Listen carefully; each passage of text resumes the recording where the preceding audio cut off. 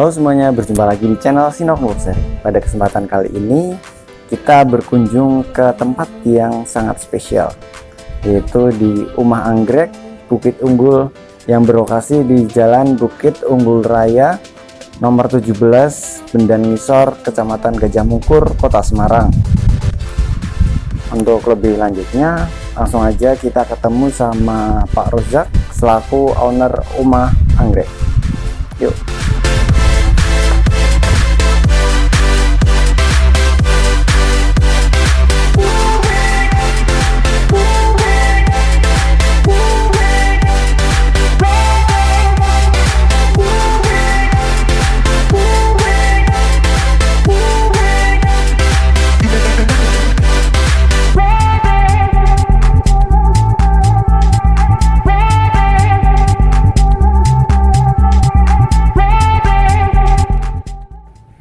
Hai Pak Rozak, apa kabarnya Pak? Alhamdulillah sehat Mas Gon.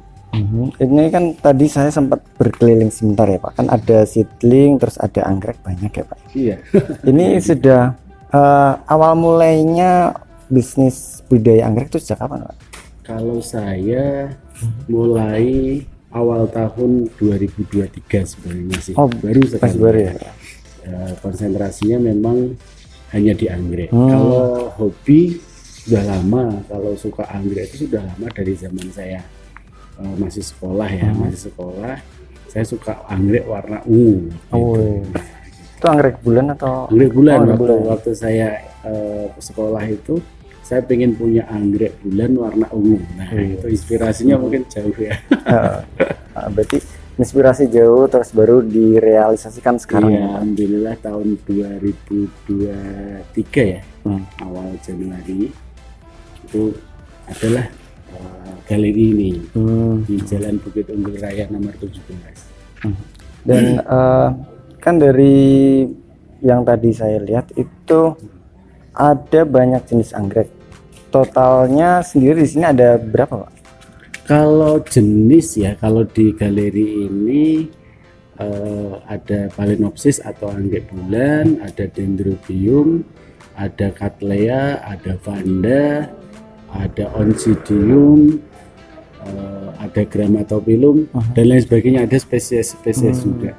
Jadi cukup banyak ya di galeri ini, bukan fokusnya hanya di Phalaenopsis atau anggrek bulan, tetapi ada yang lainnya.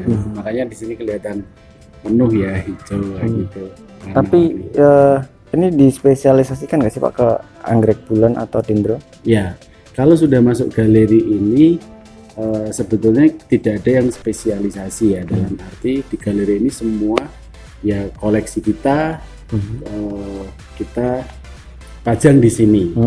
Tapi dari apa namanya, yang namanya galeri itu kan animo ya, dalam arti di kesukaan orang ya, yang selama ini jalan itu primadonanya masih di anggrek bulan atau Phalaenopsis sama Dendrobium ya. Ya nggak kalah yang lainnya, Vanda juga demikian. Dan ini semua kan tadi ada seedling juga ya Pak? Ya, seedling. Pembesaran sendiri atau beli di luar terus tipe besar di sini? Oh ya, jadi kebetulan kita punya kebun pembesaran. Ya, kebun pembesaran. Kalau Dendrobium itu di sekitar ketinggian mdpl-nya 300 sampai 400. Kalau untuk Phalaenopsis anggrek bulan itu di atas 700 mdpl. Oh, berarti beda buat suhu lingkungannya beda. Iya, jadi kalau di tempat kami memang untuk galeri ini yang siap sow ya. Tapi kalau seedling kita besarkan di tempat-tempat yang tadi.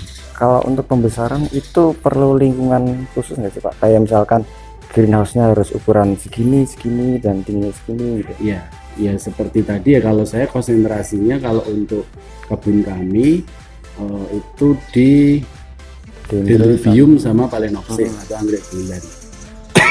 Itu perlakuannya ya tadi, di samping ketinggian, untuk spesifikasi greenhouse harus diperhatikan karena di situ mencakup mikroklimat ya, jadi ada kelembapan udara, ada intensitas cahaya, ada angin, ya, suhu dan seterusnya itu. Jadi itu harus sesuai dengan jenisnya. Karena kita konsentrasi di pembesaran Dendrobium dan Phalaenopsis, ya ketentuan-ketentuan itu harus diperhatikan karena itu berkaitan dengan maksimalnya dia berbunga. Oh, oke.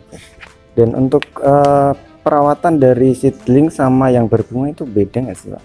Ya, kalau perawatan tentunya itu berbeda ya. Jadi kalau berbunga itu seakan-akan anggrek itu sudah siap sowi ya, sudah siap kita pajang gitu ya. Yaitu kalau perawatan karena dia sudah ending produknya, tinggal kita mau di display atau mau ditaruh di pohon atau dibuat hampers dan seterusnya, itu perlakuannya hanya siram-siram saja. Yang penting dia tidak kekeringan lah, dehidrasi, begitu aman. Nah, baru setelah dia rontok perlu divitamin, perlu dipupuk ulang untuk digunakan lagi. Tapi kalau untuk seedling karena dia butuh nutrisi yang cukup, tentunya di situ harus diperhatikan kelembapan media, terus nutrisi, pemupukan dan seterusnya harus diperhatikan. Kalau buat pemupukannya sendiri itu seberapa sering sih, Pak? Ya, kalau tergantung jenis sama usia juga, Mas Kun ya. Jadi kalau kita berbicara Mas, anggrek itu perlu dipupuk apa enggak? Nah, kadang kita melihat anggrek tidak dipupuk tapi berbunga. Nah, itu berarti memang mikroklimatnya sudah sesuai.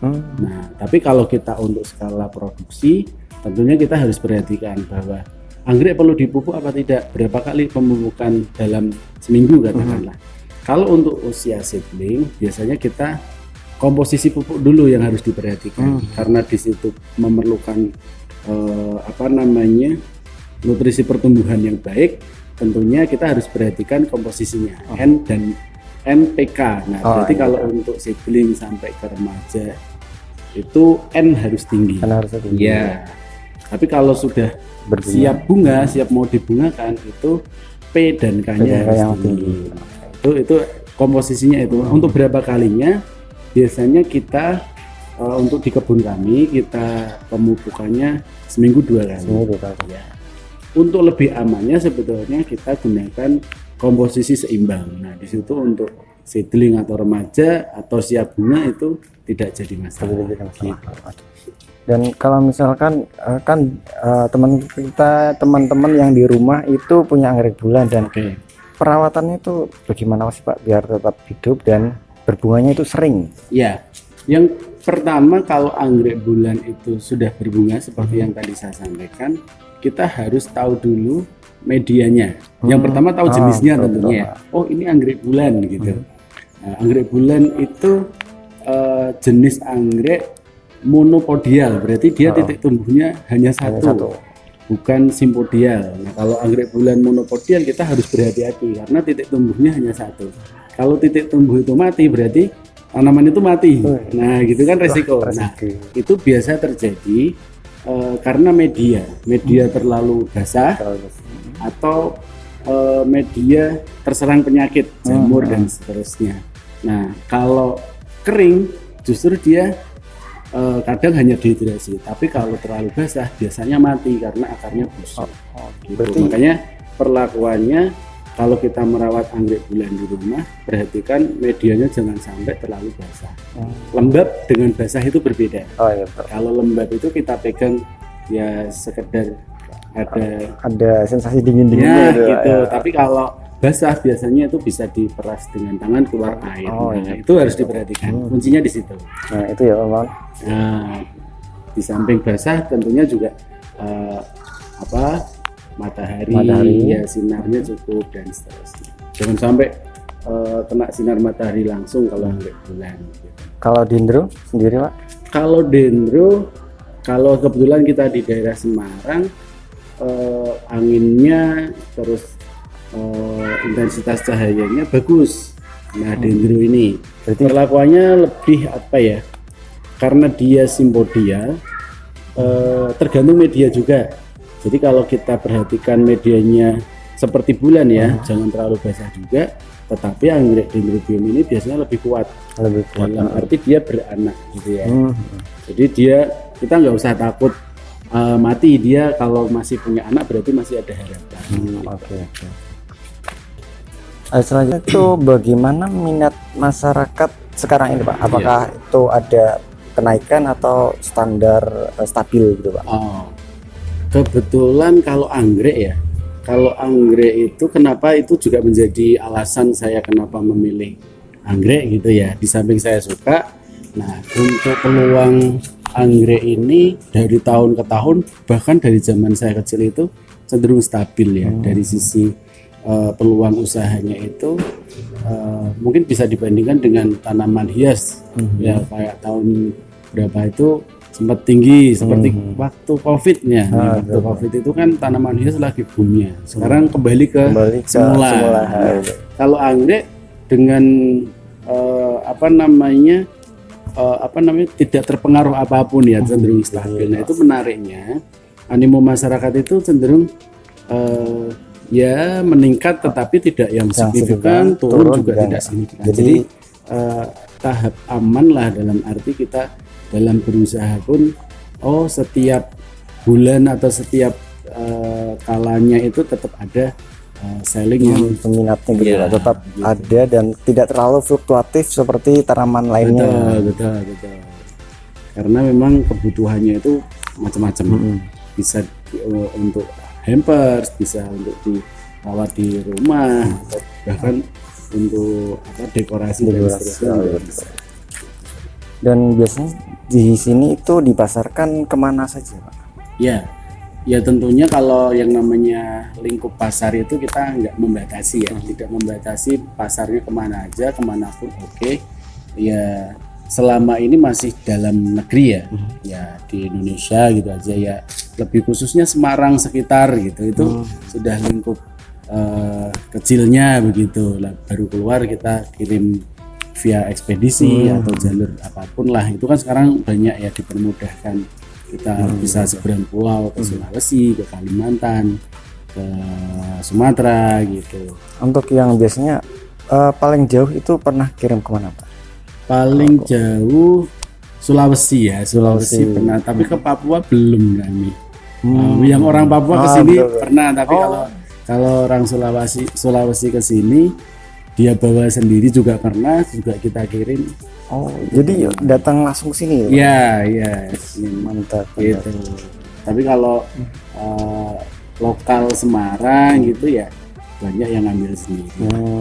Bahkan bukan cuma itu, kalau di lokal Semarang tuh minta Mas Rozak, anggrek saya ditempelkan di pohon gitu, kita layani. Oke, berarti sekaligus langsung nggak cuma menjual tapi langsung servis ya. Servisnya dia gitu. Maunya anggreknya mau dibuat apa, kita fasilitasi lah, mau ditempel di pohon.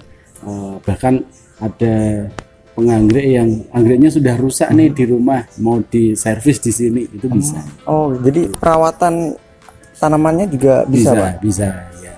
Jadi konsultasi kita berikan semua. Begitu kita melihat situasinya, anggreknya ini situasinya terlalu kering atau dehidrasi, solusinya bagaimana kita kasih semua. Jadi kita terbuka gitu. Untuk selanjutnya ini kan jual tanaman plus bunganya Pak. Ada layanan lain nggak Pak? Seperti misalkan rangkaian bunga atau apa gitu? Karena anggrek itu seperti yang tadi saya sampaikan, biasanya terutama di anggrek yang sudah berbunga seperti ini itu cocok sekali untuk rangkaian bunga. Kita juga melayani itu. Jadi kalau ada kenaikan jabatan, ulang tahun, bahkan kematian pun, berita duka, itu sudah menggunakan rangkaian anggrek, itu juga kita lakukan. Makanya kita menyediakan rangkaian bunga khusus untuk anggrek. Jadi cakupan peluang bisnis untuk anggrek itu lumayan luas. Luas ya. Kalau kita berbicara cakupan peluang usahanya dari botol sampai ke bunga, dari pembibitan sampai ke bunga, itu semuanya ada pasarnya sendiri-sendiri. Gitu. Itu sangat luas. Dan terakhir Pak, Bapak ada pesan nggak sih Pak, misalkan ada teman-teman di rumah yang baru ingin merintis usaha budidaya anggrek? Ya, kalau pesan saya mulai dulu, baru evaluasi. Intinya begitu. Jalan dulu, baru evaluasi. Berarti berani memulai dulu ya Pak? Iya, harus berani. Iya. Terima kasih Pak Irzak atas waktunya dan atas ilmunya juga. Iya, sama-sama Mas Kun. Jadi saya berpesan ya ke teman-teman muda nih, peluangnya sangat luas. Yang penting kalau kalian suka, mulai baru evaluasi. Oke. Mantap. Yang penting berani memulai. Iya.